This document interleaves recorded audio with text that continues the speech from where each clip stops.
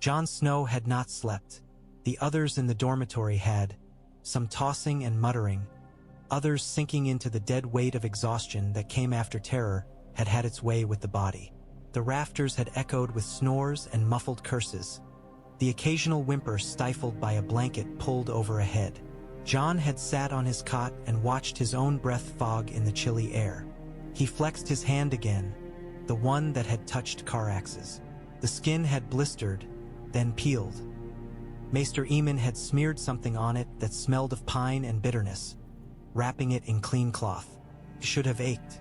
It did, in a dull, throbbing way. But beneath the ache there was something else. A warmth that did not belong to the bandage or the hall's meager hearth. He remembered the feel of the scale under his palm, hot, unyielding, alive in a way stone and flesh were not. He remembered the way something in him had leapt in answer, a flash behind his ribs that had nothing to do with fear.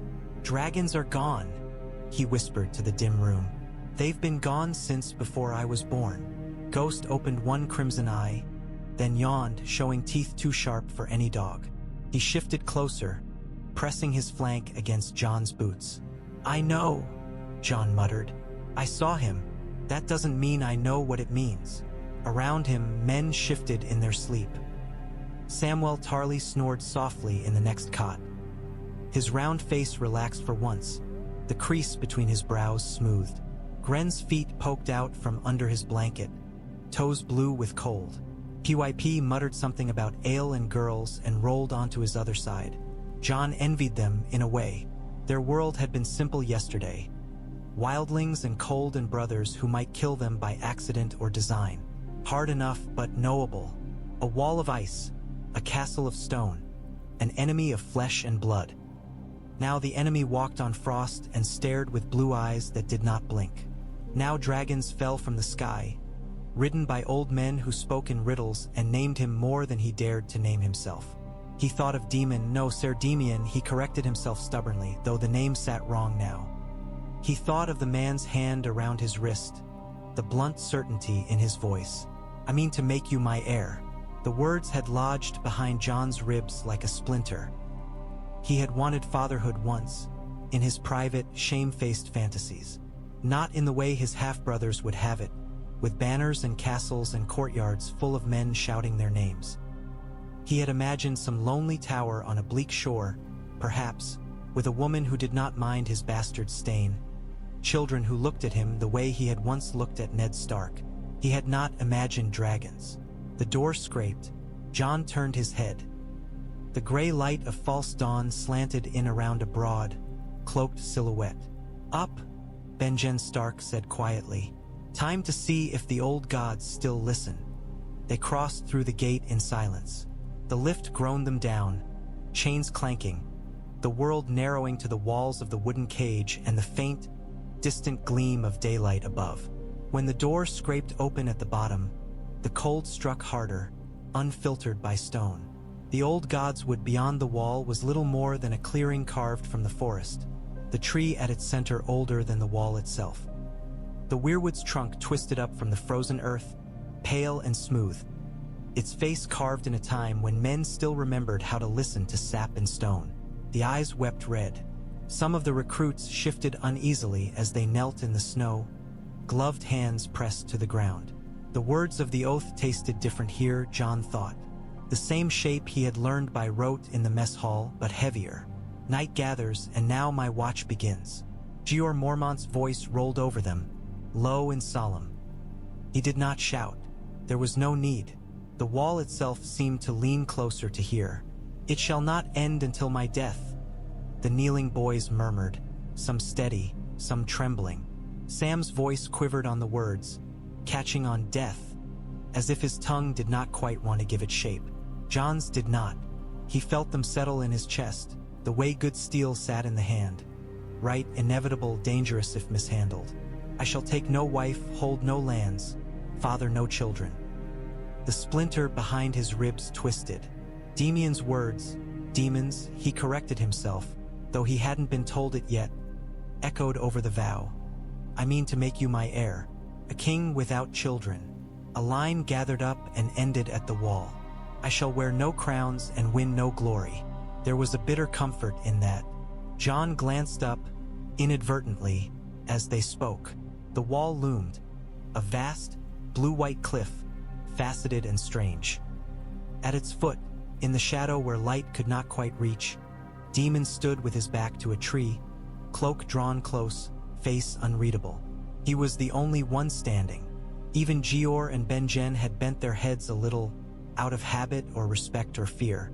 Daemon alone watched with his eyes wide open, as if he did not trust the world enough to blink while these boys bound themselves. I am the sword in the darkness. His hand tightened on an invisible hilt.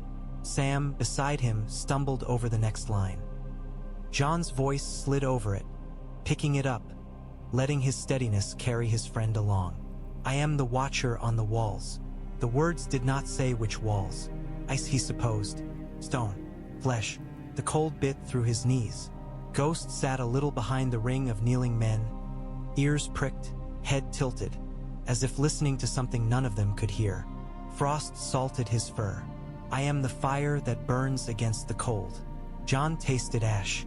He thought of Jafer flowers opening blue eyes in the pyre, of the white walkers stepping from the trees, cold so sharp it made the air itself cry, of dragonfire pouring down like a second sunrise, turning dead men to ash.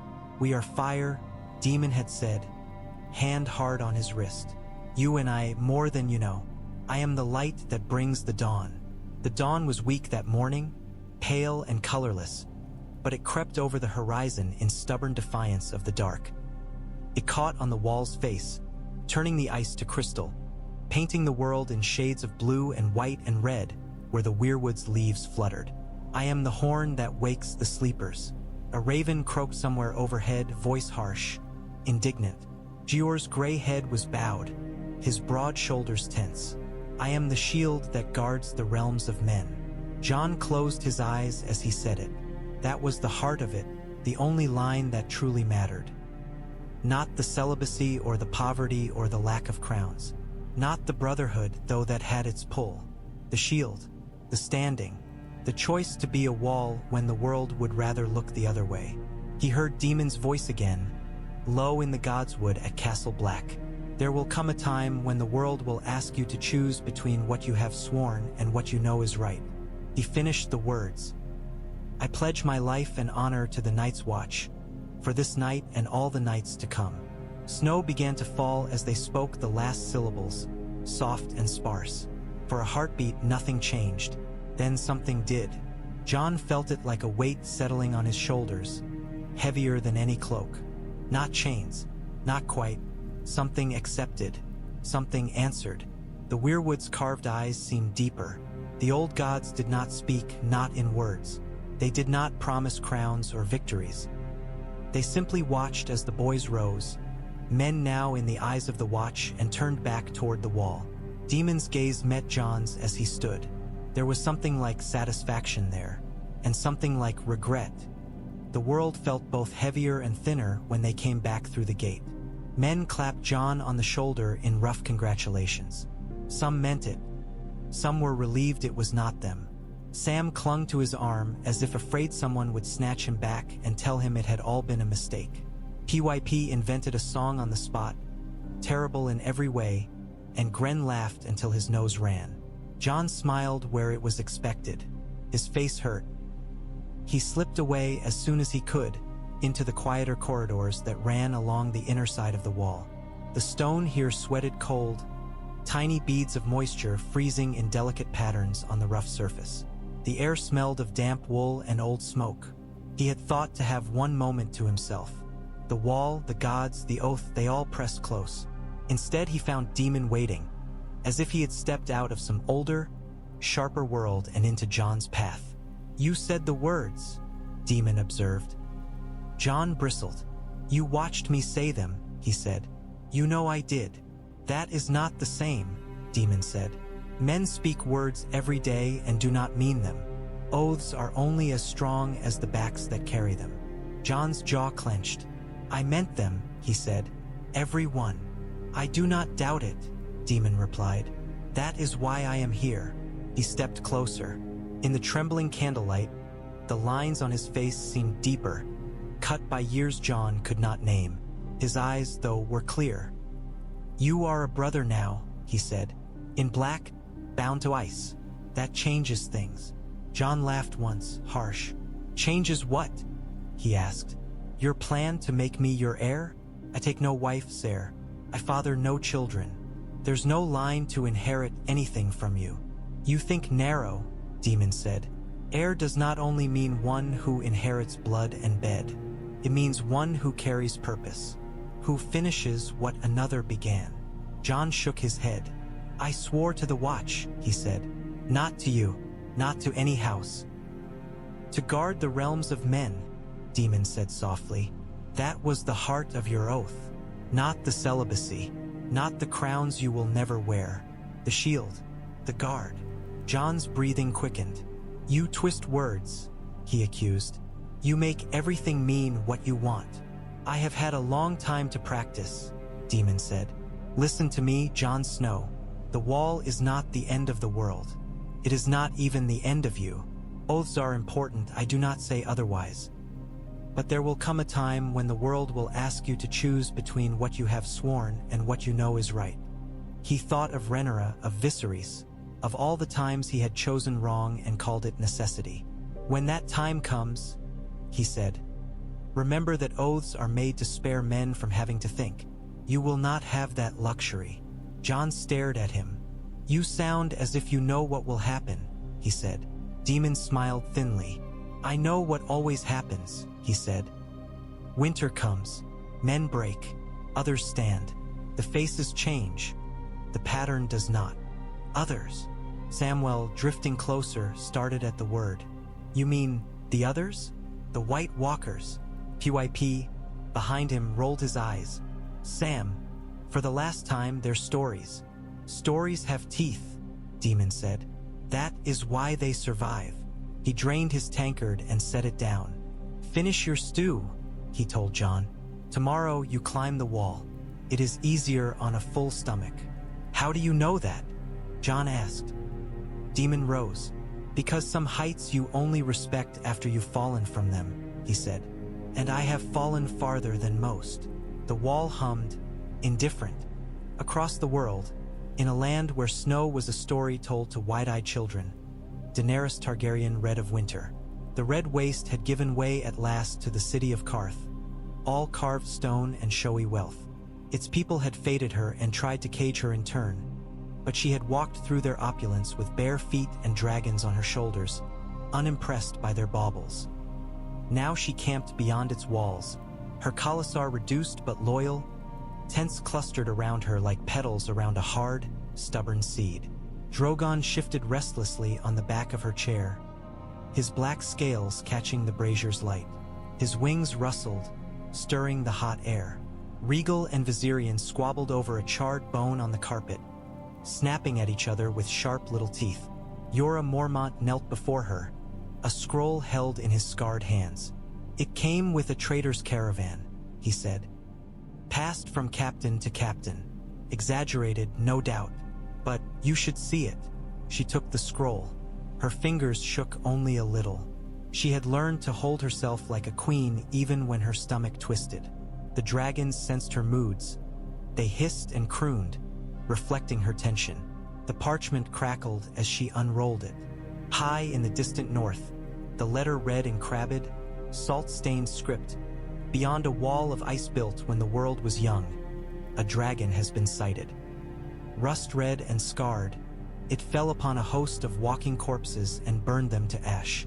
Some say it was a demon. Some say it was a sign. The man who wrote it is described as old, with hair the color of tarnished silver. She read it twice. "Old," she murmured. "Silver hair." The image rose unbidden. Not the young princess she had been promised once in her brother's tales, but an elder, scarred, stubborn, clinging to his dragon like a man who had lost everything else and refused to let this go. "Lies," Jorah said gruffly. "Sailors talk. They'll say anything for a free drink. Another dragon would mean, how? There are no more eggs. Your 3 were the last." "My 3," she echoed softly. Drogon hissed. head snaking around to peer at the parchment as if he could read it. "A wall of ice," she went on. "Walking corpses. This is no sailing tale, Yora. This is something else. Old Nan's stories," he said, though his eyes were uneasy. "The White Walkers, the Long Night, ghosts from before the conquest." She looked up at him. "My brother told me once that our house had built a new world on the ashes of the old," she said. "Dragons and fire and kings, but the old world is still there under it all. If this is true..." She let the parchment flutter. "Then I am not the only one.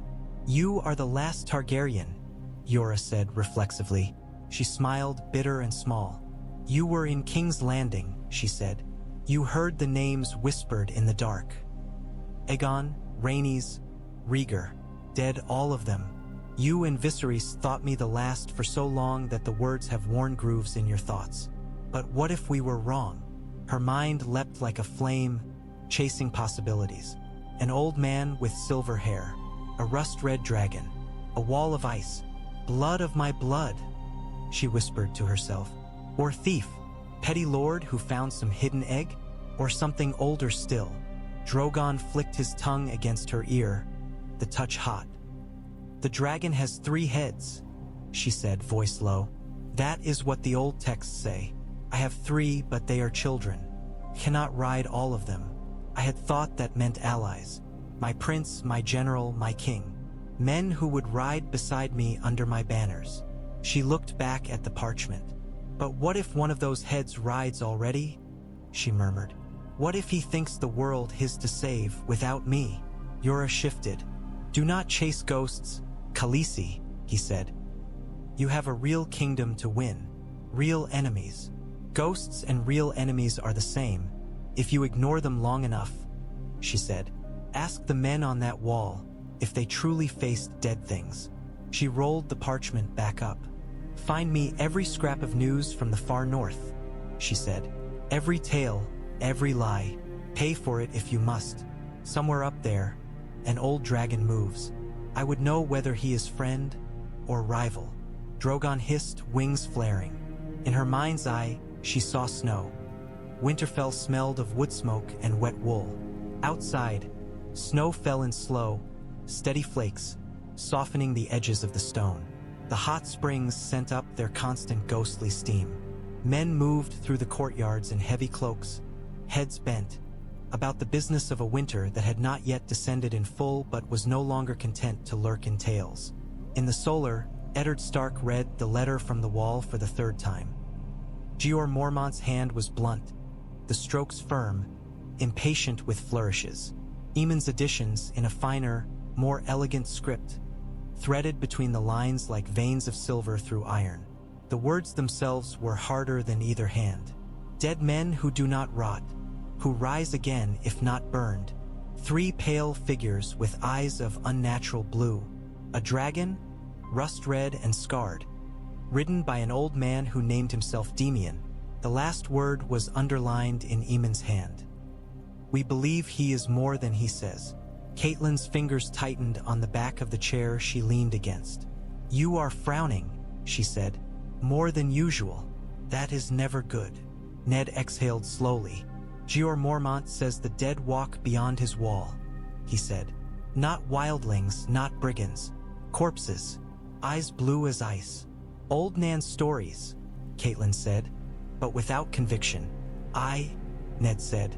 "The ones we tell our children to make them come in before dark. Only Jeor is not a nursemaid, and Aemon is not given to fancies." Catelyn moved closer. "And the dragon?" she asked. The word felt foreign in her tully mouth, a relic from songs and histories. Ned's mouth tightened. "The dragon is worse," he said, "because I think I know who sits its back." He pushed the letter toward her. She read, brow furrowing, lips moving silently. "Demon Waters," she said, picking out the name Jeor had written. "The old knight who came to our hall. The one you said had seen too many wars." Ned said. "Only he is no Waters." He went to the small chest in the corner, the one with the iron lock and the wolf head key. From it, he took out a slim, leather-bound volume. The cover had been worn smooth by many hands. He opened it to a page marked long ago. The illustration was stylized, tapestry rendered in ink. A man with silver hair and a cruel, handsome face rode a dragon over a burning lake. His armor was black and red, his cloak streaming. Underneath, in spidery script, a name had been penned. Daemon Targaryen. Catelyn stared. "This is a child's book," she said weakly. "Stories. Stories," Ned agreed. Yet the man in our hall had this face, older and worn, but him. And now Jeor writes of a dragon at his shoulder. Catelyn crossed herself, an old Riverlands reflex. "Magic," she whispered. "Witchcraft. Something older than either," Ned said. "If this is true, then an old prince walks at my son's side. Not Rob's," he added, seeing the flicker in her eyes. "Jon's." The name hung in the air like smoke. Catelyn's mouth flattened. "Your bastard," she said. "My sister's son," Ned said quietly. She flinched. "You swore." "I swore to protect him," Ned said. "To claim him as mine so Robert would not split his skull for the sin of being born. I have borne your anger for that oath. I would bear it again." His hand touched the parchment. "If the dead walk and dragons fly, we cannot keep playing at small lies. Jeor needs men, supplies, fire. He needs the North to remember what it is to stand. And Jon," he trailed off. Catelyn looked away, to the window where snow blurred the courtyard. "What of Jon?" she asked. The name came grudgingly. "He has taken the black," Ned said. Pride and fear warred in his voice. "He will stand on that wall with a sword in his hand and death in front of him. And now this old Targaryen means to make him more. And you will allow it?" Catelyn demanded. "Let some ghost of a madhouse claim your bastard under your nose?" Ned closed the book with a soft thump. "I may have no say," he said. "Jon is a man grown by watch reckoning. He has sworn other oaths. The North can no more command him now than it can command the tide." He went to the window. The weirwood in Winterfell's gods wood stood stark against the falling snow, its red leaves like drops of blood. "I will send men," Ned said. "As many as I can spare without leaving us open to the south. I will send dragonglass from the old stores, every shard we have, and every man who knows how to nap it. I will send grain and wool and anything else Jeor asks for." "And word to King's Landing?" Catelyn pressed. "To Robert," Ned's jaw clenched. "To Robert, news of dragons will mean only one thing," he said. "Another head to smash. Another excuse to play at kings and hammers while the dead scrape at his walls. No, not yet. Not until I know more." He looked down at the letter. "I will write to Jon," he said, surprising himself. "Not as Lord Stark, as something else. Even if the bird never reaches him, it will be sent. Words have weight." Catelyn's eyes softened, just for a heartbeat. "You never wrote to him before," she said. "I had nothing to offer him but apologies," Ned replied. "Now I have warnings. That is at least a father's work." He picked up the quill. Outside, the snow fell. Inside, ink flowed, dark and deliberate. The storage room smelled of salt meat and damp wood.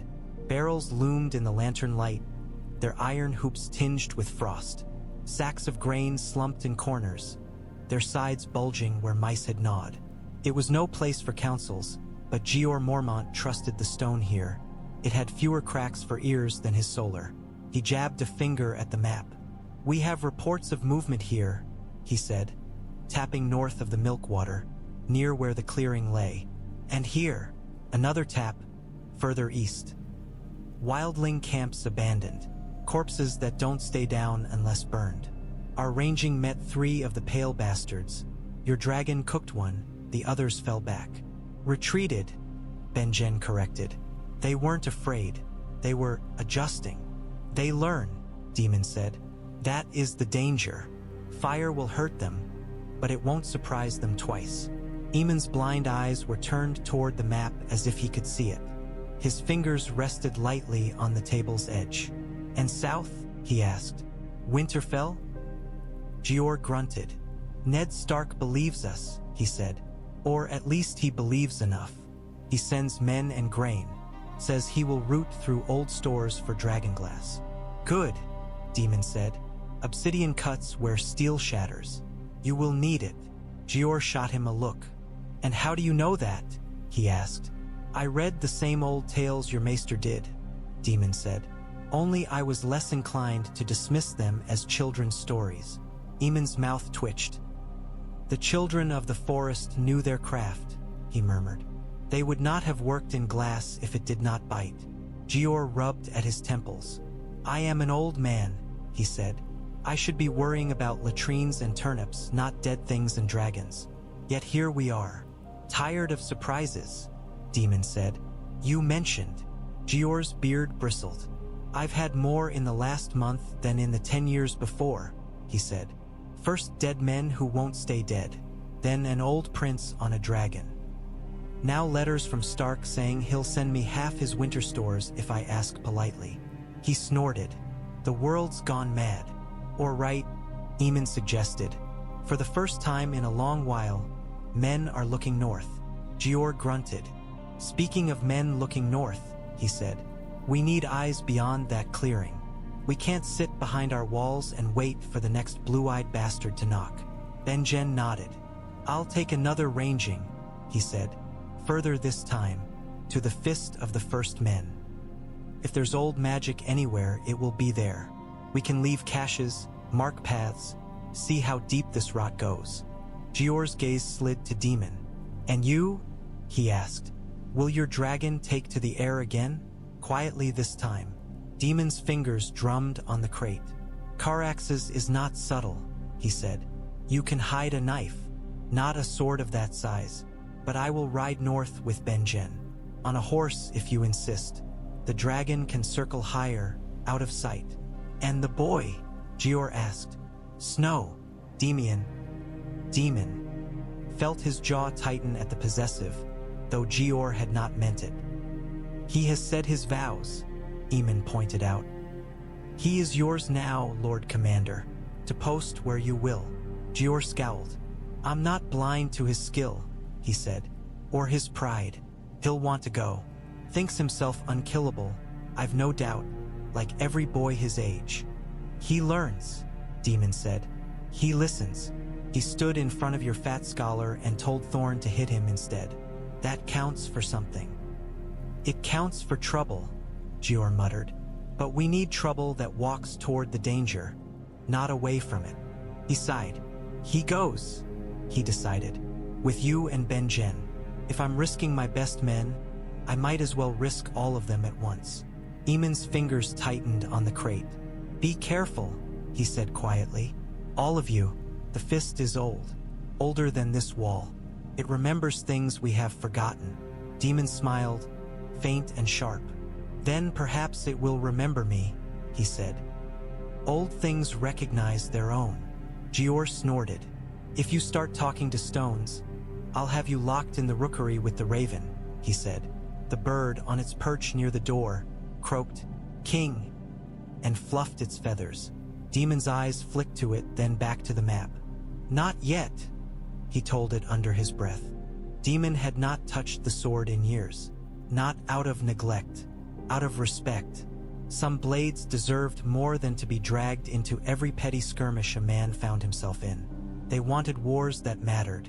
The chest creaked as he lifted the lid. He had carried it across the narrow sea and back again, through harbors that stank of fish and through cities where men would have killed for a glimpse of what lay inside. He had kept it hidden in plain sight under spare linens and a tarnished helm, trusting that no one here would think an old man's trunk worth prying open. The cloth around the sword was worn but clean. He unwrapped it carefully, fingers remembering the motions. Valyrian steel drank the light. The blade was long and lean, ripples running along its length like frozen smoke. No ornament marred its surface. It did not need gems or etchings to announce what it was. The temper line along the edge wavered, subtle as a breath. The hilt was wrapped in black leather, worn smooth in places by other hands. The pommel was wrought into the shape of a dragon's head, mouth open, teeth bared. The eyes had once held tiny rubies.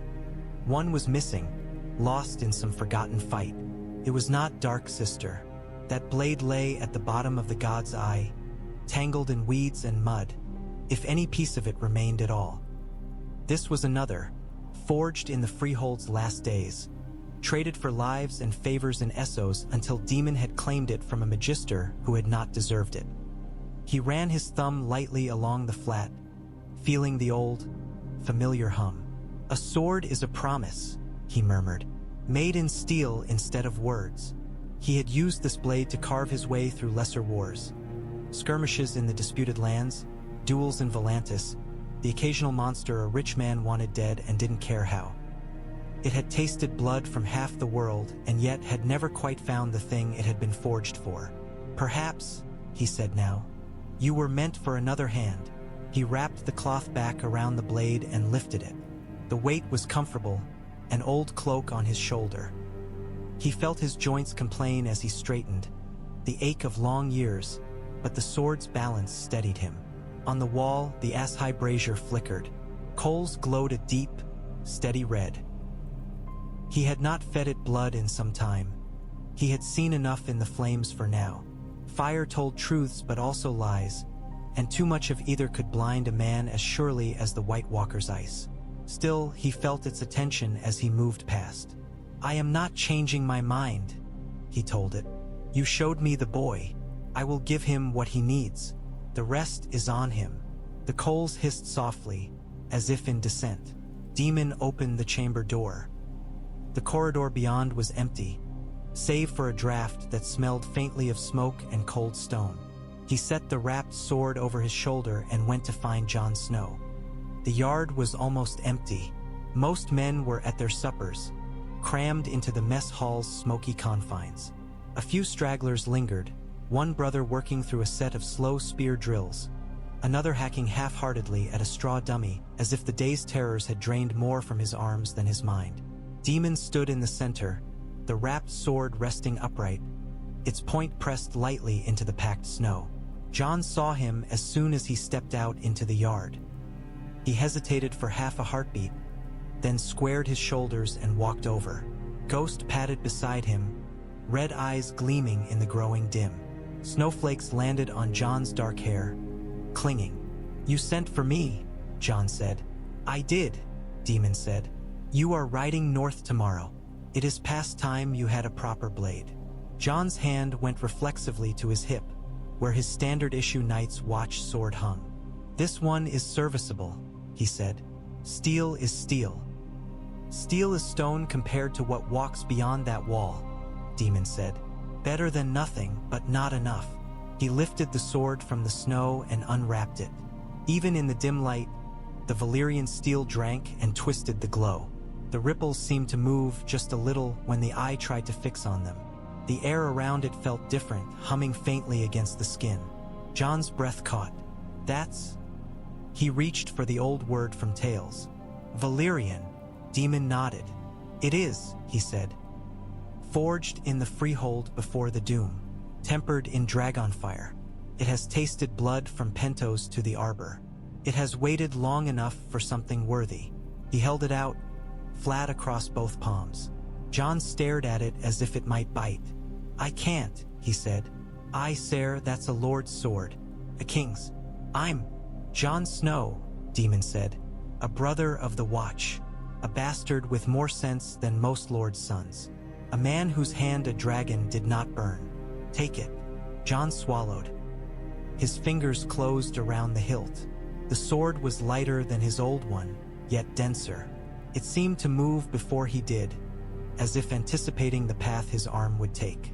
The leather of the grip was warm under his palm, as if it remembered other hands. He drew it up. The blade whispered out of the wrapping, cutting the air with a sound that made the hairs rise on his forearms. Ghost's ears pricked. The dire wolf let out a soft chuff, somewhere between a growl and a curious whine. "It's alive," Jon breathed. "Good steel feels that way when it's in the right hand," Daemon said. "Valyrian feels it more." He watched Jon make an experimental cut. The sword slid through the air, smooth, almost effortless. Jon adjusted his grip, found the balance point without needing to be told. A small, involuntary smile tugged at his mouth. Then it faded. "I can't accept this," he said, lowering the blade. "It's too much, too great a gift. The watch can hang it on a wall when you die," Daemon said. "Until then, you will use it, to stand on this wall, to go beyond it, to cut what needs cutting." Jon looked at him, eyes searching. "Why?" he asked. "Why give it to me? You say I'm your heir, your choice, but I'm just one man in black among many. I have no right to a sword like this." Daemon's gaze flicked to Ghost, then back.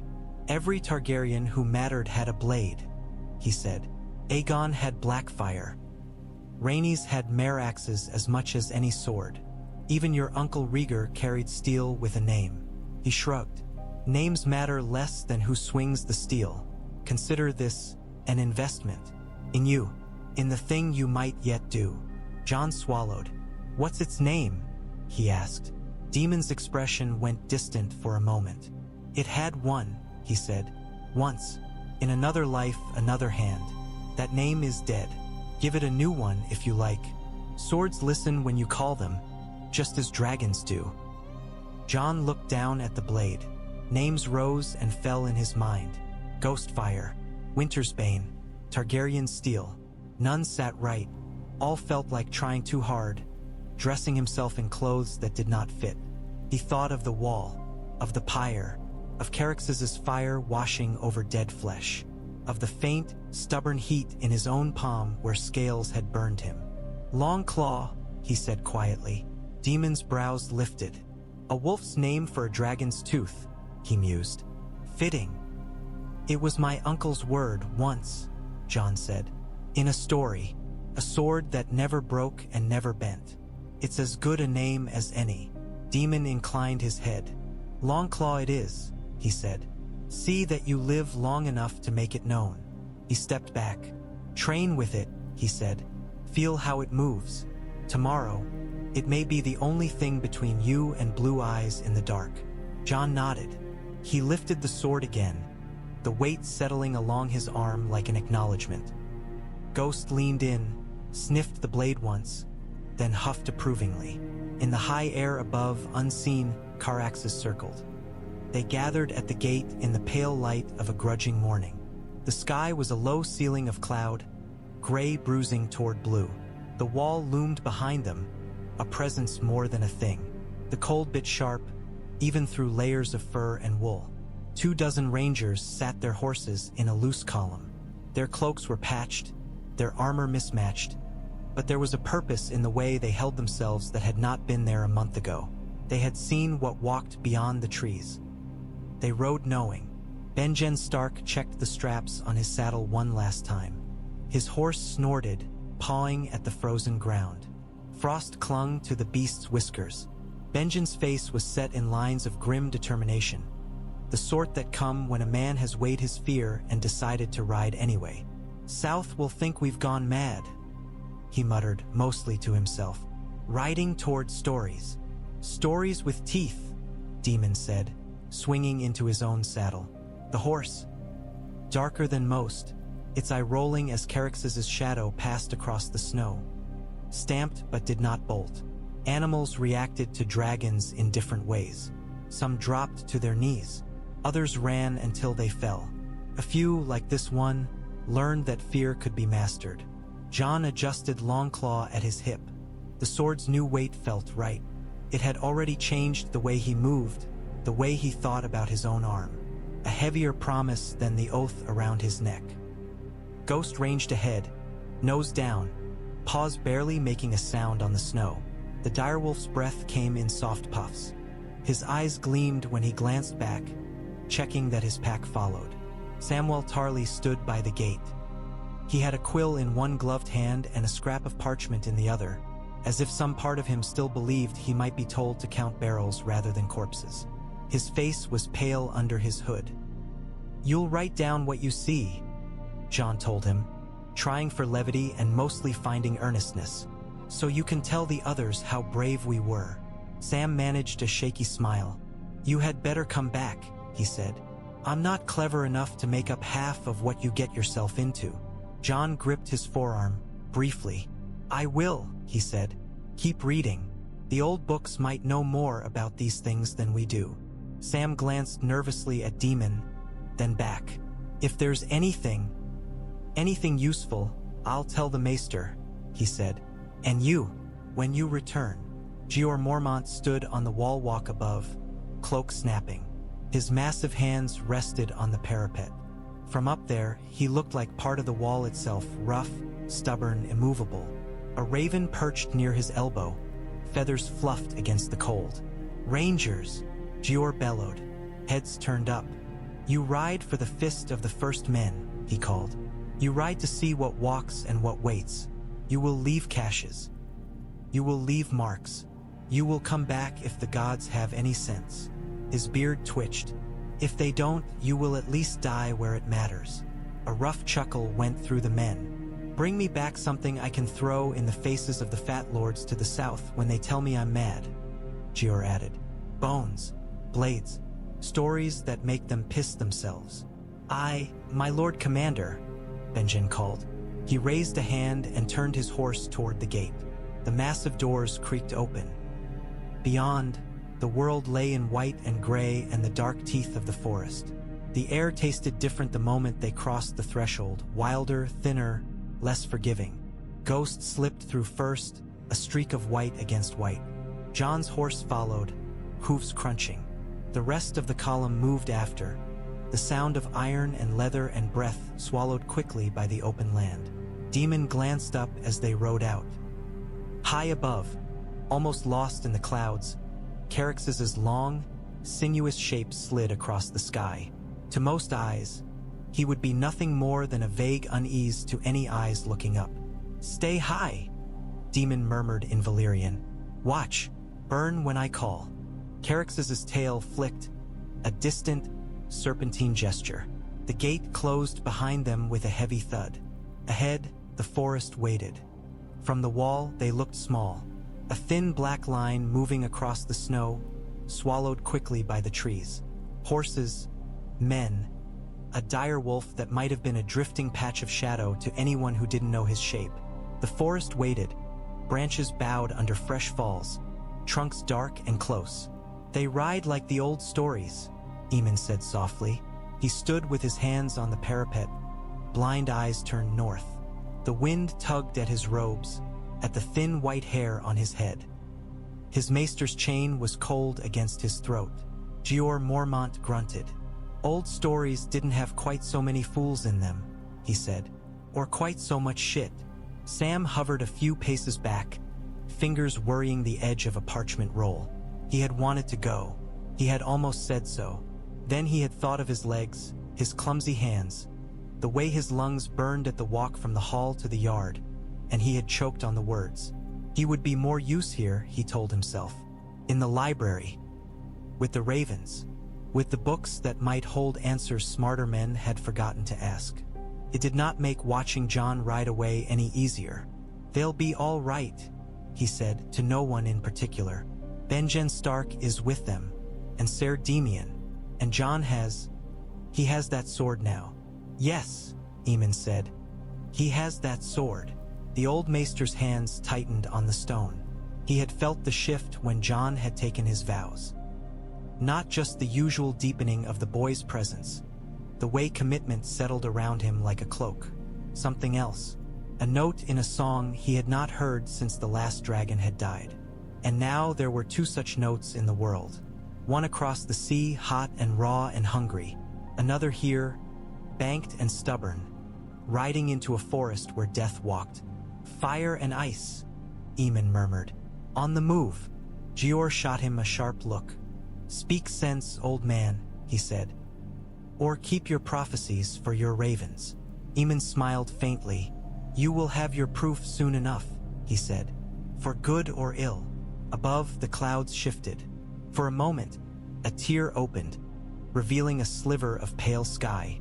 Across it, something moved, long, sinuous, red as rust and old blood. Caraxes' shadow slid over the forest, there and gone. Sam sucked in a breath. "Is that?" he began. "Yes," Jeor said shortly. "It is. Try not to gape. The last thing I need is brothers walking into walls because they're staring at the sky." Sam shut his mouth with a click. He looked down instead, at the forest, at the place where the rangers' tracks were already filling with new snow. "Why him?" he blurted. "Why Jon?" Jeor snorted. "Because he's damnably hard to ignore," he said. "Because he swings a sword like he means it. Because he's stubborn as a winter storm. Because the gods, old or new or bloody dragon, seem to have taken a liking to making trouble out of Starks."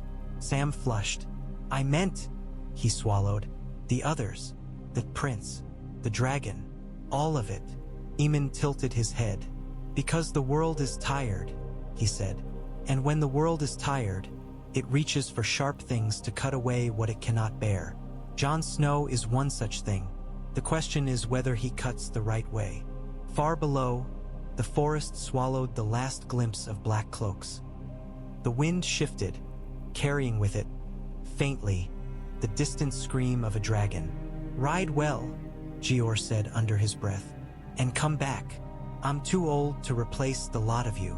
Sam tightened his grip on the parchment. He would wait. He would read. He would be ready when they returned, with stories, with scars, with proof that the old tales were walking again.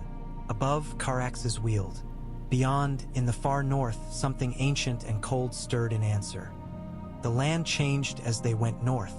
The flat white stretches near the wall gave way to folds and hollows, hills rising and falling like a slow, frozen sea. Pines thickened, their branches heavy with snow, trunks black against the pale. The wind came in fits and starts, sometimes knifing through their cloaks, sometimes dropping away to a breathless stillness that made the world feel held. The horses' breath steamed, leather creaked, iron jingled. No one spoke more than they had to. Benjen Stark led them through a narrow defile where rock thrust up from the snow in jagged ridges. The trees leaned inward, branches arching overhead, making a tunnel of dark needles and white dusted stone. "Fist is another day and half at this pace," he called back, his voice muffled by the hood of his cloak. "If the gods are kind." "The gods," muttered a ranger further back, "have been in poor humor of late." Ghost trotted ahead, ears pricked, making his own silent path in the snow. He would veer off now and then, nose to the ground, tracing scents no human sense could follow, then return to the trail as if satisfied. Jon watched him as much as the terrain. The direwolf's calm steadied him. It made what he had seen, blue eyes, dead flesh, dragonfire, feel less like fever dream and more like a terrible new rule of the world. He reached down to rest his gloved hand briefly on Longclaw's hilt. The sword rode comfortably at his hip. Its weight had already become an extension of his own. When the horse shifted under him, the blade moved with the same understated grace it had in the yard. "You sit it well," Daemon said from behind him. Jon glanced back. The old man rode as if he had been born in a saddle. His horse responded to the slightest shift of weight, the smallest pressure of the knee.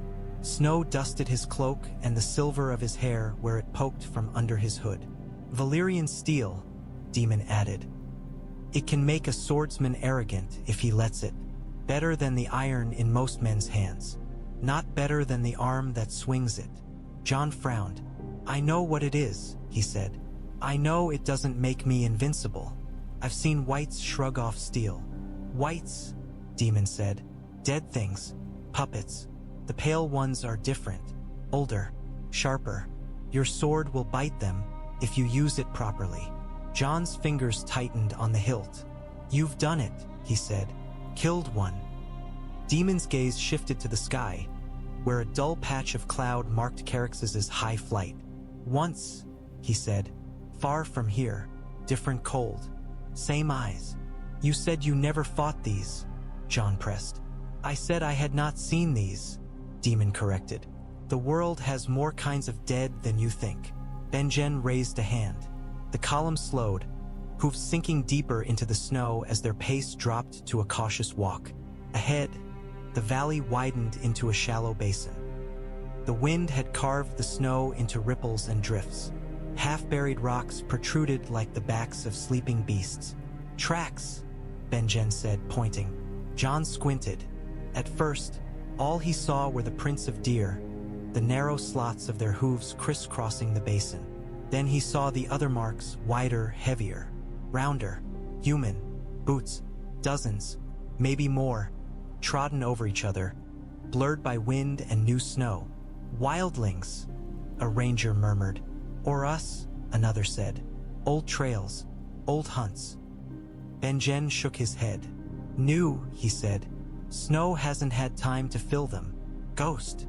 The direwolf moved forward, nose working.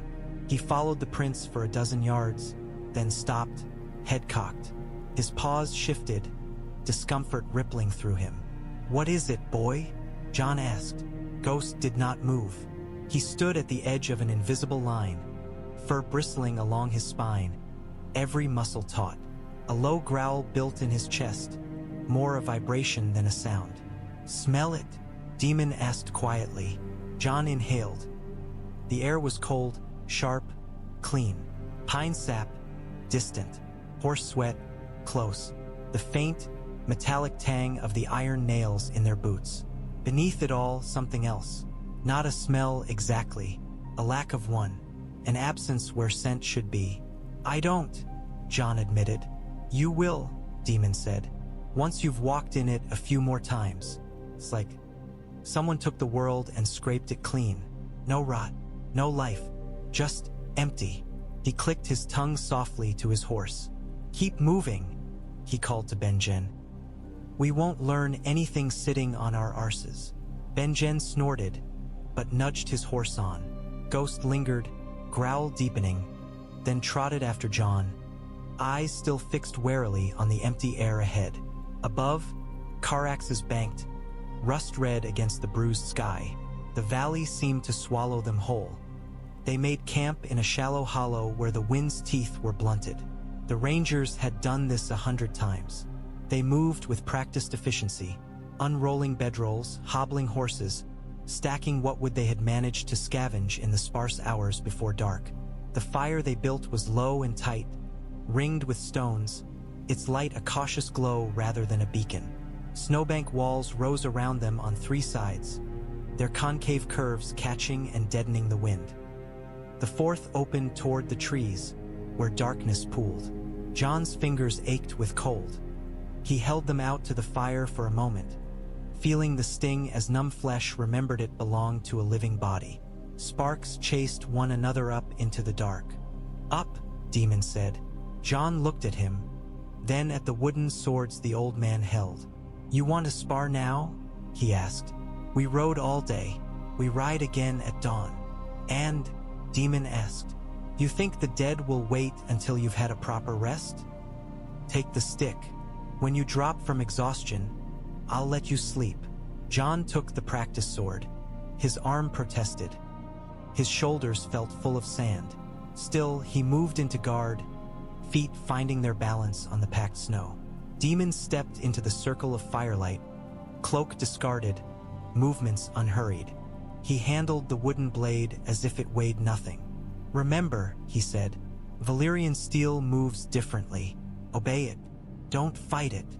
"I won't be using Valyrian here," Jon pointed out. "I'd rather not chip it on your skull." Daemon's mouth twitched. "You might have to try harder than that," he said. They circled. The fire cast them in shifting shades of gold and black. Beyond its glow, the other rangers watched with half an eye while they mended tack or gulped thin stew from wooden bowls. Benjen leaned against a snowbank, arms folded, his face unreadable. Daemon moved first. A simple cut, from Jon's right to left, easy to parry. Jon raised his sword, meeting it. The impact jarred his arms. Daemon's weight traveled through his blade, testing him. "Again," Daemon said. They went on. The blows came faster, the patterns more complex. Daemon pressed, then yielded, then pressed again, never quite letting Jon settle. His footwork was precise, economical, no wasted steps, no grand flourishes. He seemed to occupy more space than his body should, as if he knew exactly where Jon wanted to go and arrive there first. Jon's breath smoked in ragged bursts. His legs burned, his shoulders screamed, sweat gathered under his layers, then froze, a clammy second skin. Each time he thought he saw an opening, Daemon turned it into a lesson, twisting, redirecting, letting Jon learn the sting of overcommitment. "Think," Daemon said, as their blades locked would creaking. "Not just with your arm, with your eyes, with your feet." "You keep telling me that," Jon gritted. "And you keep forgetting when you're tired," Daemon said. He stepped aside. Jon stumbled, caught himself, brought his blade up just in time to intercept Daemon's next strike. Their sticks clacked together, the sound sharp. Ghost's ears flicked. They broke apart. "You're better than when I first saw you in Winterfell's yard," Daemon said. "Less pride, more control."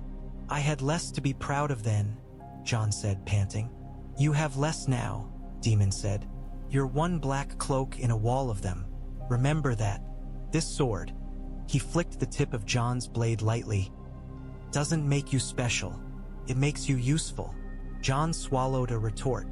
The wooden sword in his hand suddenly felt heavier, as if it had heard. They went on until Jon's muscles trembled, until his fingers spasmed on the grip. At last, Daemon stepped back, lowering his own blade. "Enough," he said. "For tonight." Jon let his arms drop. The wooden sword dangled from his hand, its tip leaving a little trench in the snow. "What did you do?" he asked after a moment. "Before all this? Before dragons and dead men and bargains?" Daemon shrugged. "I fought wars," he said. "Some for pay, some for pride. Some because I didn't know what else to do. I loved unwisely. I killed men who deserved it and some who didn't. I tried once to put someone better on a throne and set half a realm on fire instead." "The dance," Jon said softly. Daemon's jaw tightened.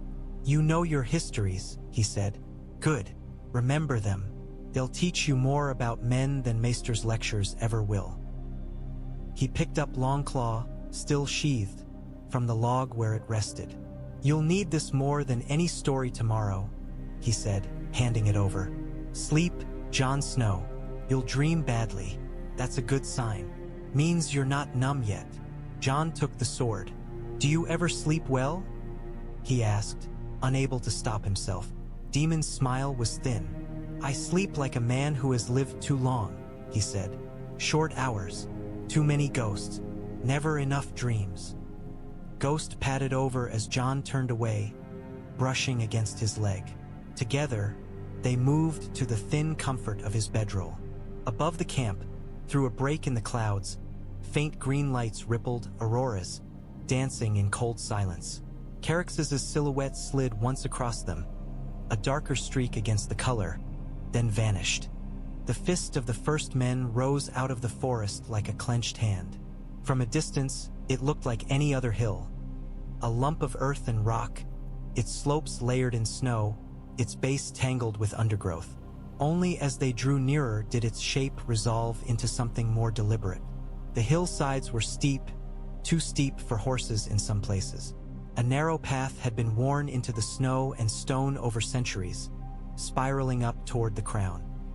At the top, a ring of stones encircled the summit shoulder-high, weathered, their surfaces mottled with old lichen and patches of ice. Benjen reined in at the foot. "Here," he said. "The old books say the first men stood here when the others came the first time. Last place they held."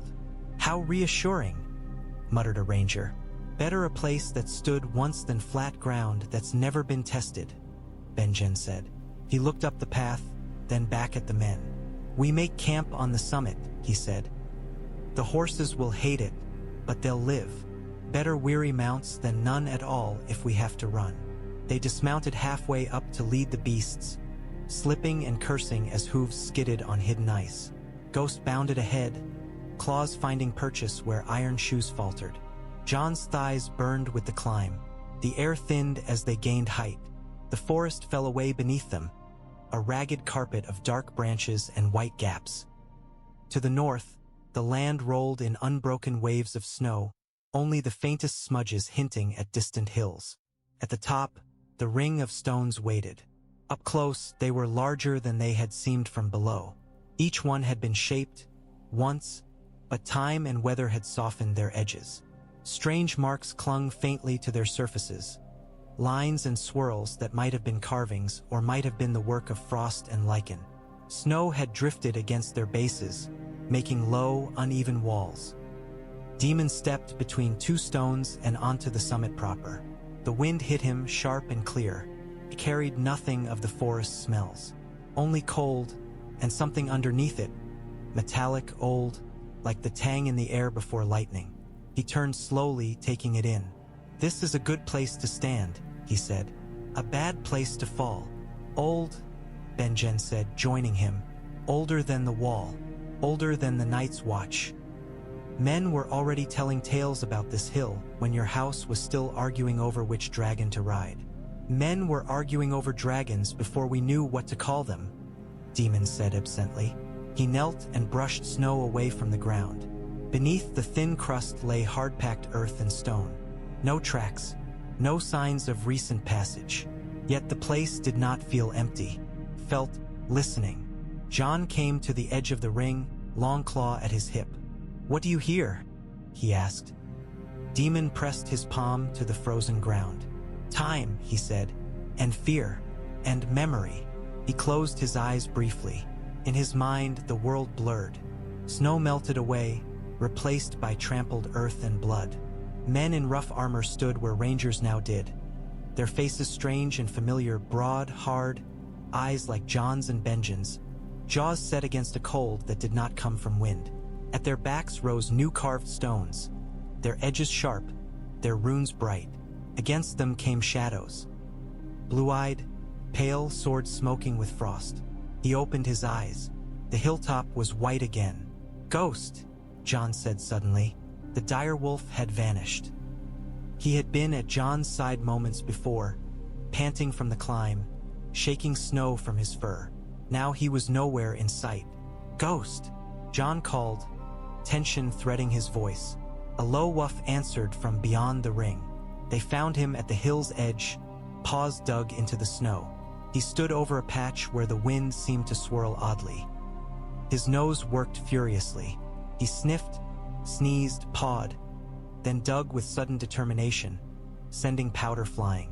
"Easy," Jon said, hurrying over. "What is it, boy?" Ghost ignored him. His claws scraped against something solid. A dull thud sounded under the snow. He dug faster, tail stiff, ears flat. Daemon joined them. "Let him," he said. "If there's rot under there, we should know." "What if it's one of them?" a ranger asked nervously. "Then we have plenty of room to burn it," Daemon replied. Ghost's digging uncovered a stone. It was flat, roughly rectangular, no more than a foot across. Its top had been chipped deliberately to make it rough. Beneath it, as Ghost's paws worried the edge, a hollow yawned. A dark space cut into the hill. Benjen swore softly. "Burial pit?" he said. "Cache," Daemon said. He knelt, brushing snow away, and levered the stone aside with his fingers. It moved reluctantly, then tipped, exposing the space beneath. Cold air puffed out. Not the sharp, empty cold of the walkers. Something older, staler, yet not entirely dead. "Light," Daemon said. A ranger handed him a torch. He thrust it down into the hollow. Black gleamed back. Not empty black, glossy black. Shapes lay on the carved floor of the cavity. Napped blades carefully stacked. Arrowheads, knives, a few shards that had once been spear tips. They caught the torchlight and reflected it in a dull obsidian sheen. "Dragonglass," Benjen breathed. "And more," Daemon said. He reached in, fingers closing around something wrapped in oiled leather. He drew it out carefully. It was a horn, small compared to the great war horns nobles liked to blow from castle walls. Its curl was tight, the bone dark, banded in bronze etched with tiny, intricate marks. It felt heavier than it should have for its size. "What's that?" Jon asked. "A mistake waiting to happen," Daemon said calmly. He did not put it to his lips. He bound it up again in the leather and set it aside. "The children left these," Aemon had murmured in his letters. "So the tales say, gifts for men who would stand where they could not." Daemon ran a thumb along the edge of one obsidian blade. "Their shape is good," he said. "Balanced. They knew what they were doing." He looked up at the men gathered around the pit. "Well?" he asked. "What are you waiting for? Take them. Fix them to your arrows, your spears. Put them in hands that know how to use them. Steel will fail you. This won't. Not at the edge it was made for." Benjen swallowed. "How do you know?" he asked. Daemon smiled without humor. "Because the last time the world shivered like this," he said, "these were what men carried when they stopped singing and started surviving." The hollow was deeper than it had first appeared. Once the first layer of weapons had been lifted out, passed hand to hand with a reverence more suited to relics than tools. Daemon slid further down, his boots braced against the packed earth. The torch in his hand painted the cut stone walls in wavering orange, making the obsidian glint like trapped night. The horn sat in the back corner. Its presence pulled at his attention, even when he tried to ignore it. There was a hum to it, a subtle pressure in the air. The bronze bands that circled it were engraved in patterns that made the eye want to slide off. Curving lines, intersecting sigils, shapes that suggested meanings older than any tongue spoken in the Seven Kingdoms. Daemon did not touch it. Not yet. He concentrated instead on the blades. Each dagger had been knapped by someone who understood both the properties of the stone and the needs of the hand that would wield it. The edges were wickedly sharp, the tips fine but not fragile. Some were fitted already with simple bone hilts, bound in leather hardened long ago. Others were just blades, waiting for new handles. He passed them up. Hands reached in from above. Benjen's, Jon's, the Rangers. Taking them, setting them aside carefully on a spread cloak. A little pile of black grew, points and edges catching the torchlight. "How many?" Benjen called down. "Enough," Daemon said. "For now. Enough to make a difference if you're not fools." Jon turned a blade over in his gloved hand. Felt wrong. He could not say why. Not in the sense of being poorly made, it was clearly anything but. There was a weight to it, a silent demand. It wanted to cut, to sink into something that would not yield to steel. "Use your Valyrian first," Daemon had said. "Save glass for when the blade sings wrong." Jon slipped the dagger into his belt alongside Longclaw. "Leave some," he said aloud. Heads turned. "We can't carry them all," he said. "Not and ride as far as we mean to go. And if we fall, others may come after. They'll need something sharp too." Daemon's laugh drifted up from the hollow, dry as old parchment. "Listen to the boy," he said, already thinking beyond his own hand. "There may be hope for you yet." He reached for the horn. It was cold. Not the harsh, empty cold of the White Walkers. Not the organic chill of ice or snow. A different kind of absence. As if warmth had never considered living there. The moment his fingers brushed the bone, something thrummed along his arm. Not sound. Not exactly. A note felt more than heard. For an instant, the air in the hollow thickened. His breath caught. Caraxes roared, distant but sudden. The sound came from far above, through yards of air and snow and rock, yet it struck Daemon like a blow. The dragon's voice carried alarm and anger in equal measure. "Leave it," he whispered to himself. He wrapped the horn quickly in the oiled leather and pushed it back into the deepest part of the hollow, covering it again with a layer of obsidian shards. "Nothing good comes of horns left by vanished gods," he muttered. "What?" Jon called. "Nothing," Daemon said. "Old superstitions. I've enough of my own without collecting more." He climbed out, torch in hand, snow squeaking under his boots as he emerged into the gray daylight. Benjen stood with a handful of arrowheads. "We'll pass them out," he said. 6 to a man. More for the better shots. We fix them tonight. Fletchers be damned. Good, Daemon said. He cast one last glance into the hollow before they covered it. For a heartbeat, as the stone slid back into place, he thought he saw a faint, pale light leaking from the horn's hiding place, the suggestion of an echo. Then the stone thudded down, and the hill was just snow and rock and old fear again. Ghost whined softly. His ears were flat, his gaze fixed on the circle of stones at the summit's edge. Jon rested a hand on his head. I feel it too, he murmured. The fist of the first men was not just an old fortification. It was a memory, a scar, a place where the world had been cut deeply once and had never entirely healed. Come, Benjen said. We'll set a watch. Light no more fires than we must. If the pale bastards are near, I'd rather see them before they're at our throats. Daemon nodded. Agreed, he said. We will not win anything by dying here out of stubbornness. He glanced at the stone where Jon sat. But we won something, he said. A death that will haunt them. A proof that they are not untouchable. Benjen snorted. They don't look haunted, he said. They look patient. Patience can be bruised, Daemon said.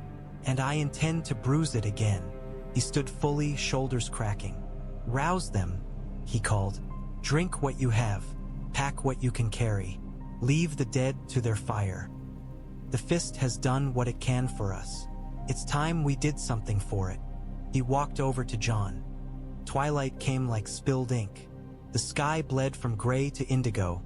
The sun a brief smear behind the clouds before it vanished altogether. In its wake came a thick, oppressive half-light that seemed to flatten the world, smudging edges. Jon stood at the edge of the stone ring, looking north. From up here, the forest looked almost peaceful, a rumpled blanket of dark boughs, snow filling the gaps like spilled milk. No movement, no smoke, no sign of life or its absence. Still, something prickled at the back of his neck.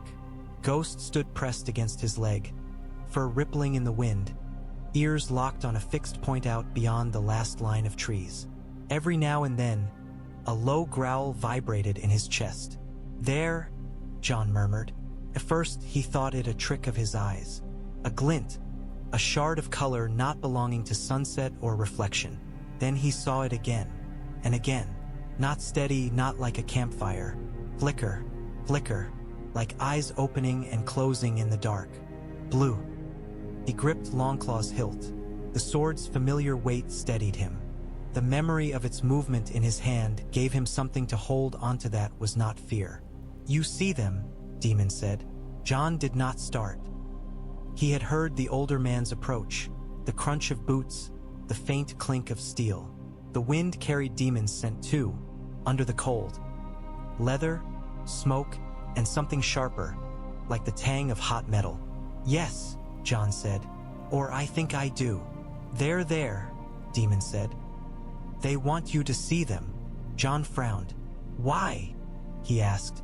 If they wanted to kill us, why not come now? While we're few. While we're tired. Because we're few, Daemon said. Because we're tired. Because we're not worth the effort yet. Jon turned to him, anger flaring. We're not. Armies come. Daemon cut him off. Or they don't. Walls hold. Or they don't. These things have time. They remember what happened the last time men stood on this hill and lived. They won't make the same mistake. They'll probe. Watch. Learn. Jon's fingers dug into Ghost's fur. Like commanders, he said bitterly. Like generals. Why shouldn't they be? Daemon asked. You think cruelty and cunning belong only to the living? Jon looked back at the forest. They're wrong, he said. If they think we're not worth the effort. Perhaps, Daemon said. But you'd be a fool to be grateful for their underestimation. Jon exhaled. Benjen says we leave at first light, he said. Take what we've found. Get back to the wall. He's right, Daemon said. The fist is not where this war will be fought. Not yet. It's where the first blow was once struck.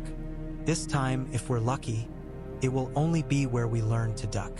Jon's jaw tightened. I don't like running, he said. You're not running, Daemon said. You're retreating. There's a difference. Men who don't learn it die with impressive courage and no use to anyone. The wind knifed through Jon's cloak. He looked up, into the dim sky where no stars yet showed. "Do you regret it?" he asked suddenly. "Living this long, seeing all this, couldn't you have died with your battles and your dragons and left this for others to face?" Daemon was silent for a moment. "Yes," he said at last. "And no." Jon waited. "There's no honor in leaving a mess for other men to clean up," Daemon said. "We did this. My house. Your kings. Their quiet maesters and their loud small folk. We built a world on old bones and pretended the ground was solid. It isn't. If I can keep it from swallowing you, or the girl across the sea, or whatever fool the South crowns next, then living this long might mean something."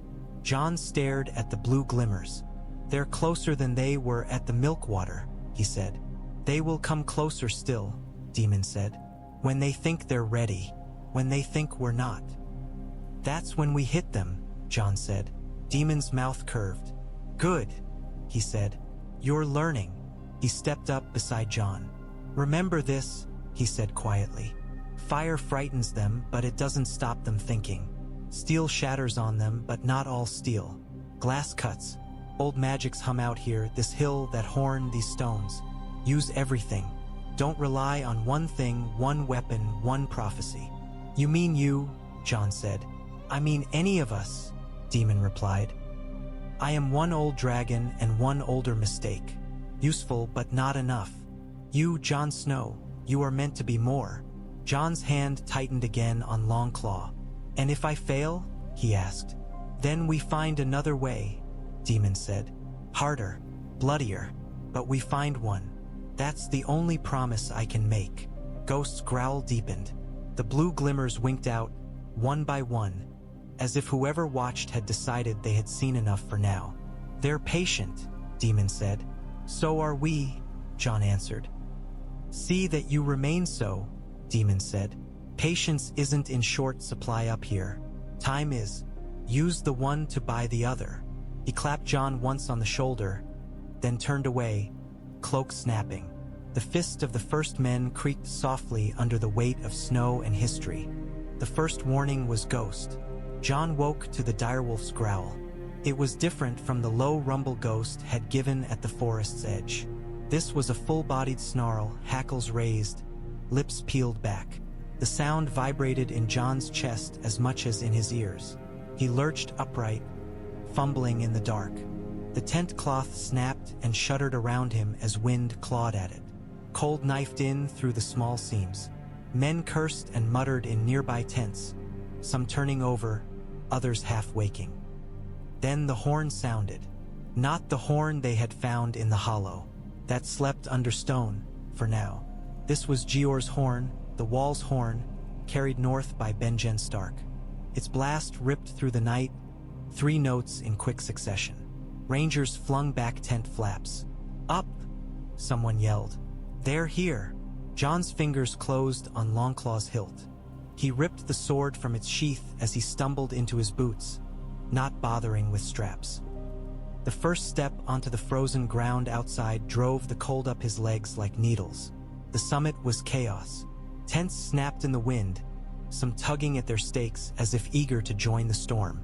Men scrambled into armor, some half-armored, some bareheaded. Torches guttered in their brackets along the stone ring, their flames struggling against gusts. "Form ranks," Benjen bellowed, voice raw. "Fire! Get the damned fire up!" Daemon stood near the center, cloak thrown aside. He had a torch in one hand and his Valyrian steel in the other.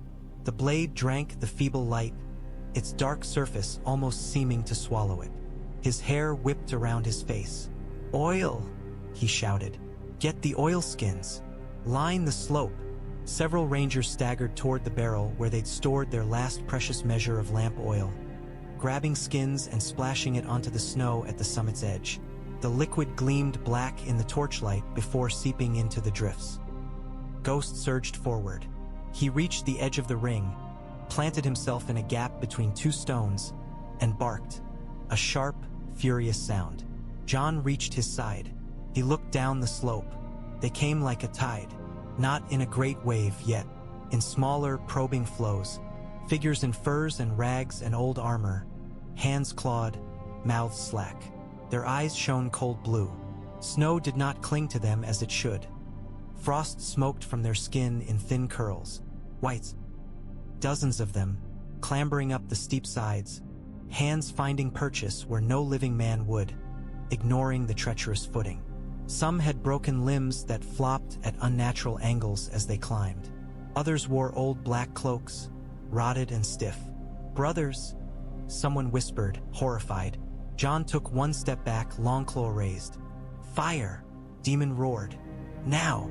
A torch flew past Jon's shoulder. It dipped, then arced, falling toward the oil-darkened snow. For a heartbeat, nothing happened. Then flame leapt, a hungry, eager line that raced along the soaked drift, flaring up where the oil had pooled. Heat blasted up. The first rows of whites hit the fire and kept coming. Some went through, furs and flesh catching, turning them into staggering torches that reached with burning hands. Others tried to clamber around the flaming patch, ice crackling on their skin. "Arrows!" Benjen shouted. "Dragonglass! Aim for heads, for hearts. Make it count!" A volley hissed past. The obsidian-tipped shafts flew straighter than their owner's fear should have allowed. They found skulls and chests, sinking in with muffled thuds. The effect was immediate. Where obsidian bit bone, the whites jerked. The blue light in their eyes flared, then shattered like glass under a hammer. They collapsed, limbs flailing, then stilled. "Glass works," someone cried. "No shit," Daemon snapped. "Keep shooting." A shape loomed in the smoky dark beyond the fire. Taller, thinner, moving with eerie grace. Its eyes burned brighter than the rest. Frost haloed it. Where it stepped, the flame's edge guttered, shrinking back as if the fire itself were afraid. Another. Jon's mouth went dry. He remembered Jafer flowers on the pyre, remembered the way the blue had lit the corpse from within. This was worse. This was the source, not the echo. The other tilted its head as if curious. It lifted a hand. Ice crawled along the snow, racing toward the fire. The flame sputtered where it touched, sputtered, and, in places, went out. "Glass on that one," Daemon yelled. "Or Valyrian steel. Nothing else." An arrow flew. It flew true, 2 years of practice in the wolfswood guiding the archer's hand. The dragonglass head streaked toward the other's chest. It never reached. The pale creature's hand flicked. The shaft exploded into shards, obsidian tinkling harmlessly to the ground. Cold sank its teeth deeper into the hill. "Jon!" Daemon barked. Jon did not think. He leapt, down from the stone ring, boots skidding on half-melted, refreezing snow, Longclaw flashing free. Ghost launched beside him, a white streak low and fast. The world narrowed to the other's shape. It moved toward him in a glide, feet barely seeming to touch the ground. Its sword slid from its sheath, a blade so thin it might have been made of frozen breath. Frost steamed from its edge. Their weapons met. The impact rang like a struck bell. Jon had been braced for the shatter, for Longclaw to break, for the other's sword to pass through it as if through smoke, as ordinary steel had done in old Nan's tales. Instead, the Valyrian bit. The other's blade chipped. Tiny shards of ice flew, glinting. The creature recoiled, eyes flaring brighter. "Again!" Daemon shouted, somewhere behind him. "Drive it!" Jon drove. He pressed forward. Every lesson Daemon had hammered into him in Winterfell's yard and Castle Black's cramped space rising in his muscles. Smaller steps, tight motions, don't overreach. Think. The other was faster. The sword darted, testing, flicking at his guard. Where it missed, frost bloomed on the leather of his jay. Erkin creeping, his fingers numbed, even through gloves. Ghost leapt at its side. The direwolf's jaws snapped shut on the creature's leg. His teeth sank in deep, but not deep enough. Ice cracked under fur. The other hissed, a sound like steam on snow, and lashed out with its free hand. Ghost yelped. He was flung aside, skidding through the snow, a streak of white against white. "Ghost!" Jon cried, anger flaring through terror. The other lunged. Longclaw came up almost of its own accord. The blades met again, edge to edge. For an instant, the cold of the other's sword poured down the Valyrian steel and into Jon's arm. His bones ached as if filled with ice. Then something shifted. Heat rose, faint, but there. From his palm, from the burn scar, from the place where he had touched Caraxes. It flowed into the blade, into the moment of struggle. The other's sword shrieked. Cracks raced along its length. Blue light flickered in its eyes, stuttering. Jon stepped in, putting all his weight behind the shove. The pale blade shattered. It went in a dozen directions at once, shards dissolving into frost before they hit the ground. The other reeled, its inhuman composure slipping for the first time. Its chest was open. Jon drove Longclaw forward. The Valyrian point punched through armor that looked like ice and bone and something older. It slid into the creature's chest. For a heartbeat, nothing. Then the other screamed. The sound was not like the white's mindless shrieks. It was sharp, full of rage and something almost like surprise. Frost exploded outward from the wound, racing along its limbs. Its flesh, if it could be called that, cracked and splintered, fissures radiating, collapsed in on itself. Not like a man, not like a corpse, like a statue left in the sun too long, crumbling. For an instant, Jon thought he saw something.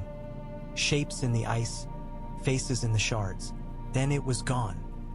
Where it had stood, only a puddle of icy water and a few wisps of pale mist remained. The whites faltered. Those in the immediate vicinity staggered, as if strings had been cut. Some fell. Others turned mindless, their animating force confused. "Press them," Benjen roared. "While they're off their balance." Archers. Arrows flew. Glass bit. Fire roared, where Daemon hurled new torches onto fresh oil. Jon stood panting, Longclaw's point sunk into the snow. His hand shook on the hilt. Ghost limped to his side, fur singed, a streak of ice burn along his flank. He pressed against Jon's leg, whining softly. "You're all right?" Jon whispered. Though he did not know if he meant Ghost or himself, Daemon appeared at his shoulder. "You see," he said, voice hoarse, "they can be killed, not just burned. Cut." Jon looked at the puddle. "At what cost?" he asked. Daemon's gaze moved to Ghost, then to Jon's hand. "Less than if you hadn't," he said, "and more than you yet know." Dawn came grudgingly. It seeped into the sky in thin streaks of pale gray and sickly pink, hesitant to show itself after the night's work. The fire that burned on the summit outshone it. The pyre was a black mass of tangled limbs and ruined furs, stacked as high as a man at its center.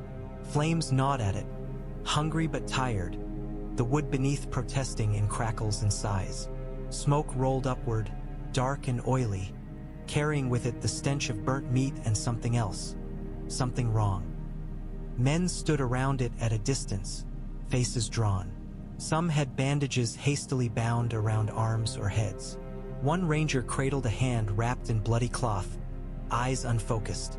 Another sat with his back to a stone, staring at nothing, lips moving silently. "Drink," Benjen said, pressing a skin into one such man's grip. "You're no use to me if you fall over. We can sleep when we're behind the wall." Jeor's horn lay near his feet, its mouth dark with soot. He looked exhausted. Lines had carved themselves deeper into his face overnight. Frost clung to his beard despite the fire. "Count," he told a nearby ranger. "3 dead," came the reply. "Jory, Harl, Benjen. 2 bitten. We burned the wounds as best we could." "2 bitten," Jeor repeated, his jaw clenched. "Watch them. If they so much as shiver wrong, they go on the pyre." The ranger swallowed and nodded. Jon sat with his back to one of the stones. Longclaw lay across his lap, its dark blade streaked with faint frost residue that no amount of honest wiping seemed able to remove entirely. His hand, the one that had held the sword, throbbed. He had stripped off his glove for a moment earlier and seen the burn scar reddened anew, the lines in his palms slightly altered, as if the skin had shifted around something underneath. Ghost leaned into him. The direwolf side had been salved, the ice burn smeared with Maester Aemon's ointment from a little pot one of the men had carried. The fur there was singed, the skin beneath tight and shiny. Ghost's eyes were clear, though. His tongue lolled as he panted, more from adrenaline than exertion. "You did well," Jon murmured, fingers buried in the thick fur behind Ghost's ears. Ghost huffed, pressing harder against him. Daemon crouched near the edge of the pyre. He had his sword sheathed now. His hands were bare, the skin reddened by cold and heat both. In the snow just beyond the reach of the flames lay a fragment of something pale and hard. It looked, at first glance, like a shard of ice. Up close, it was more complicated. Layers like bone, fine hairline fractures running through it. When Daemon touched it with the tip of a knife, it didn't melt further. It sublimated, turning straight to vapor, a faint mist that rose and dissipated. "Not quite ice," he murmured. "Not quite bone." He thought of the other crumbling around Longclaw's point. "Sir," Benjen said behind him. Daemon straightened. Benjen's face was pinched, eyes shadowed. "We can't hold this," he said. "Not with this few. Not with them testing in batches. They'll come in force next time. With more of the pale ones. More dead. We'll be overrun." Daemon nodded. "I know," he said. He looked up at the ring of stones. They had seemed sturdy when they arrived, old, yes, but enduring. Now he saw the cracks, the chips, the way some leaned inward as if tired. The wards that had once hummed faintly here felt thinner. "Whatever magic the children wove into this place," he said, "it's frayed. Time pulled at it. Men forgot how to tie it back together. Standing here will buy you some moments. Not enough." Benjen's gaze slid to Jon. "He killed one," he said quietly. "You saw." "I did," Daemon said. "And you still plan to risk him," Benjen went on. "I plan to use him," Daemon corrected. "Risk is the price." Benjen's jaw tightened. "He's Ned's," he said. "Lyanna's. My sister's boy. My brother's." He stopped himself, lips pressing together. Daemon's eyes softened, just a fraction. "He is also Rhaegar's," he said gently, "and something older than all of you. You cannot keep him from what he is by keeping him from where he needs to stand." Benjen's laugh was bitter. "You and Ned," he said. "So certain you know what needs to be done with Jon, and so unwilling to ask him." "Would it change his answer?" Daemon asked. Benjen looked over at the boy. "No, the man, sitting with his sword and his wolf. He'd do it harder," he said, "or break sooner. I don't know which is worse." He rubbed his gloved hand over his face. "We go back," he said. "Today. We leave this hill to its ghosts and its glass and whatever the others care to make of it. We bring Jeor his proof. We send ravens south until the crows choke King's Landing's rafters." Daemon nodded. "Agreed," he said. "We will not win anything by dying here out of stubbornness." He glanced at the stone where Jon sat. "But we won something," he said. "A death that will haunt them. A proof that they are not untouchable." Benjen snorted. "They don't look haunted," he said. "They look patient." "Patience can be bruised," Daemon said. "And I intend to bruise it again." He stood fully, shoulders cracking. "Rouse them," he called. "Drink what you have. Pack what you can carry. Leave the dead to their fire. The fist has done what it can for us. It's time we did something for it." He walked over to Jon. The young man looked up, eyes shadowed with exhaustion and something else. A new weight. "You held," Daemon said simply. Jon swallowed. "We lost men," he said. "I wasn't fast enough. If I had moved sooner." "You'd be in that pyre," Daemon said. "And so would the rest of us. You moved when you could. You'll move faster next time. If there is a next time. That's all either of us can promise." Jon looked at Longclaw. "It broke," he said quietly. "Their sword. Mine didn't." "Why?" "Because yours remembers fire," Daemon said. "And theirs fears it." He nodded toward the smoldering pyre. "Look, Jon Snow," he said. "You will see that sight again. Fire on ice, ice in fire. Make sure next time it is on ground you chose." Saddles creaked. Harness jingled. Men moved with the stiffness of those who had not truly rested, their bodies functioning on habit more than energy. Jon checked his girth strap again. It was tight. It had been tight the last time he'd checked it as well. Still, his fingers worked the leather, reassuring themselves. The horse snorted, breath pluming. Ghost circled, occasionally bumping his flank with a cold nose, impatient. Benjen walked over, his cloak whipping. He held something in his hand. A small scrap of parchment, folded and resealed. The wax bore the impression of a direwolf's head, distorted and cracked by remelting. "A raven came while you were beyond the wall," Benjen said. "Jeor held it. Thought it best to see if you came back before we burdened you with more ink." He held it out. Jon took it carefully. His heart beat faster. The seal, the hand, he recognized them. He had watched Ned Stark sign enough missives over the years to know the way his father's, his uncle's. Writing slanted. Hesitation fluttered in his chest. "What does it say?" Benjen asked quietly. "If you don't mind my asking." "I haven't read it yet," Jon said. Benjen smiled. "Just a little." "Then do," he said, "before some pale bastard eats you and we're left wondering." Jon snorted, despite himself.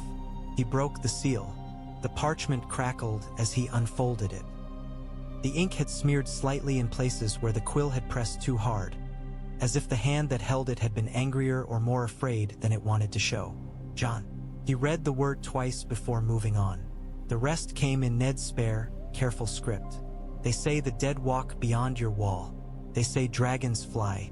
I do not know yet what I believe. I know only this. I am proud of you. Whatever name you wear, whatever cloak you take upon yourself, you are my blood. Lioness. Do not let honor be a stone around your neck. Let it be the ground beneath your feet. The wall is not your jail. It is your vantage. From there, see clearly. If men like Mormont and Aemon tell you the world changes, believe them before you believe kings. Guard the living. If that duty ever comes against your vows, remember which you swore first, to those who cannot stand where you stand. Eddard Stark." The last letters were darker, as if the quill had run low and been pressed harder to compensate. Jon stared at the words. "The wall is not your jail. It is your vantage. Honor as ground, not chain." It was as if Ned, Lord Stark, had anticipated Daemon's arguments and undercut them, not by forbidding, but by widening the path. Benjen watched his face. "Well?" he asked. "He says he's proud," Jon said. The words felt strange and right in his mouth. Benjen blew out a breath that fogged in the air. "He always was," he said, "even when he didn't say it, especially then." Jon looked at the last lines again. "If that duty ever comes against your vows." "I thought he would tell me to obey," Jon admitted, "to cling to the words of the oath and damn the rest." Benjen snorted. "You mistake my brother," he said. "Ned Stark's honor is complicated. He'll break a word to keep its spirit. He'd rather bear the shame of a lie than see a child die of a truth." Jon folded the letter carefully. He slipped it into an inner pocket of his cloak, close to his chest, where the heat of his body might keep the ink from running any more than it already had. "Does it change anything?" Benjen asked. Jon looked toward Daemon. The old prince stood at the summit's edge, looking north. The wind tugged at his hair, his cloak. Caraxes' distant silhouette wheeled against the dull sky. "It makes me less afraid of what I already knew I would do," Jon said. Benjen nodded. "That's my brother's way," he said. "Never forbidding the hard choice. Only making sure you know he'll haunt you if you make the easy one instead." He clapped Jon on the shoulder. "Mount up," he said. "Let's see if we can get back before the others decide they liked last night enough to ask for seconds." Jon smiled faintly. He swung into his saddle, Longclaw bumping lightly against his hip. Ned Stark's words burned in his pocket. Demons in his skull. The wall hummed somewhere behind him, a song of ice. Above, Caraxes traced his endless circles, a wordless promise of fire. Ghosts trotted at the horse's head, ears pricked. They rode down off the fist of the first men and into whatever waited. The descent felt steeper than the climb. The snow had been churned by the night's battle, packed and melted and frozen again into treacherous slabs. Horses slipped and recovered, snorting. Men leaned back in their saddles, letting the beasts find their own way down the spiral path. Jon's thighs burned anew. Ghost picked his way down with the careless surety of a creature made for this land, paws barely sliding. He would pause now and then, nose twitching, tasting the air, then move on. At the summit, Caraxes crouched. The dragon was an intrusion of color into the white and gray, a long, rust-red coil of muscle and scale, wings half spread for balance. His claws dug into the rock beneath the snow. His breath steamed in thick gusts, heat shivering the air around his head. For a moment, as Jon looked back, their eyes met. The dragon's good eye narrowed. His pupils slitted. Jon felt again the echo of heat in his palm, the ghost of scales under skin. Something like acknowledgement passed between them, quick and unsettling. Then Caraxes launched. He dropped from the summit like a stone, wings tucked, tail streaming behind. For an instant, he seemed to fall, plummeting straight toward the forest. At the last moment, his wings snapped open. Ere caught, he soared, curved, climbed. Snow swirled in his wake. Daemon watched him go. He had not slept more than an hour. His bones ached from cold and from the strain of holding the line between panic and purpose. Yet as the dragon carved his arc against the sky, he felt something close to joy. Old habits, old loves. The hill feels lighter, Benjen said, drawing alongside. Daemon looked back at the fist. From this angle, its crown ringed by stones, the black scar of the burned pyre visible even at a distance, it did look changed. Not in any way the eye could measure, in the way the air around it sat. Some debts paid, Daemon said. Others waiting. You and your debts, Benjen said. Some of us are just trying to live through the week. Daemon smiled without humor. You and your Starks, he replied. Always thinking in weeks. The others think in centuries. I think in mistakes. Benjen snorted. We all have our talents, he said. They reached the treeline. The forest swallowed them, the hill fading behind. Shadows thickened under the branches. Snow fell more thinly here, caught in the canopy. The air smelled of pine and something else. The faint, acrid tang of old smoke from their own fires, dissipated but not gone. Eyes up, Benjen called. They let us leave once. Doesn't mean they'll extend the courtesy twice. Courtesy, one ranger muttered. That's one word for it. Daemon listened, not just with his ears. The forest had its own language. Creaks, groans, the soft hiss of snow shedding from overloaded branches, the occasional snap of a twig under some unseen animal's weight. Now, overlaying that, he heard absence. No bird calls, no rustle of small things in the undergrowth. The world held its breath. They watch, he said. Benjen nodded grimly. Let them, he said. We give them our backs because we have to, not because we're blind. Jon rode just behind them. He was tired enough that the rhythm of the horse's strides threatened to lull him into a stupor. His body wanted to sleep. His mind replayed the night over and over, the shatter of the other's sword, the shock of Longclaw's bite, Ghost's yelp, the way the creature had collapsed into water and mist. You did not imagine it, he told himself. You are not dreaming now. Lord Stark's letter pressed against his chest. Daemon's revelation pressed against his thoughts. The word felt less heavy now than it had when first spoken. Or perhaps it was that other weights, vows, dead men, dragonfire, had joined it, spreading the load. He glanced at Daemon's back. The older man sat straight despite his years, despite his long sleep in a far city. His cloak snapped in the wind. His hand rested lightly on his sword hilt. Jon wondered what it would be to be that old. To have lived through one long night and find himself riding into another. To have watched his house rise and fall and rise again in strange new shapes. I will not fail, he thought suddenly, fiercely, surprising himself. Not for him, not for Ned, not for Lyanna, whose name he had barely dared to think before this.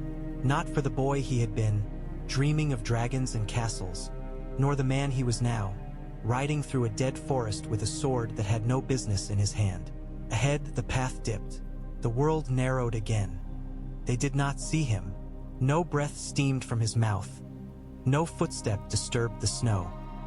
He stood unmoving among the trees, his pale form half blended into the frost, his cracked armor shimmering faintly where weak light caught it. The wound on his breast had narrowed, where Valyrian steel had once struck. Long ago, before men forgot the shape of the enemy, thin, dark lines spidered. Frost had grown over them in intricate patterns, like veins. Each night, each patient hour, the cold worked at the edges, smoothing, repairing. He remembered, not as men remembered, in stories and names and warm, wet emotion, in impressions, in patterns, heat, pain, fire that did more than burn flesh. It had bitten deeper into the essence the cold held. He remembered the old prince, Daemon Targaryen, not the name. Names meant little. The taste, the shape of his defiance, the echo of dragonfire hammered into steel. He had faced such men before, in another age, on another hill very like the one these crows had just left. They had thought then, too, that they had won something by standing. He watched the column wind away through the trees. He could feel them even when they were out of sight. Their heartbeats, the heat of their bodies, the small storms each one made in the air. Warmth was a disturbance in the cold. The wall, in the distance, hummed like a wound. Behind him, the dead stood. Dozens, hundreds. More, further back, moving in slow, halting lines. They wore all the ages of men, bright rags of wildling cloth, the black tatters of old brothers, the rusted plate of kings who had thought themselves safely buried. Snow lay on them without melting. Their eyes were dull when he did not look at them. When he did, they flared. He lifted one pale hand. Frost crackled along his fingers. The nearest whites stirred. Some took a step forward, jerkily, hungry. Others turned their heads in unison toward the distant wall, as if drawn by a sound only they could hear. Not yet. The thought was not words, but it was command. The dead stilled. He tilted his head, listening to something far beyond the forest. The slow turning of seasons, the subtle shift of winds higher than any bird flew. The world had grown warmer since last he had walked freely. Men had filled it with their noise and their heat. They had forgotten the shape of fear the cold could carve. He would remind them, but not with this handful. These crows were not the prey. They were messages. The old prince, the boy, the wolf, the dragon above, the glass and steel that had bitten. Pieces on a board he had not expected to see arranged this way. He would adjust. He always had. Behind him, more dead gathered. A giant lumbered into view, skin gray with frost, eyes burning blue. Beside it, a skeletal horse stamped, hooves crunching. The army swelled, slow and inexorable, like a tide under ice. He turned away from the path of the retreating rangers. His gaze shifted north, deeper, where the land rose into jagged teeth of rock and ice, where old things slept under snow, waiting, where the wind had a different voice. He began to walk. The dead followed. The trees shuddered in their passing, shedding snow. Far away, on a wall of ice built by hands that had once known the same fear and resolve that had shaped this fist, men felt a chill that had nothing to do with wind. Some shivered, some crossed themselves, some ignored it. None of them understood, yet, that winter was not merely coming. It was learning.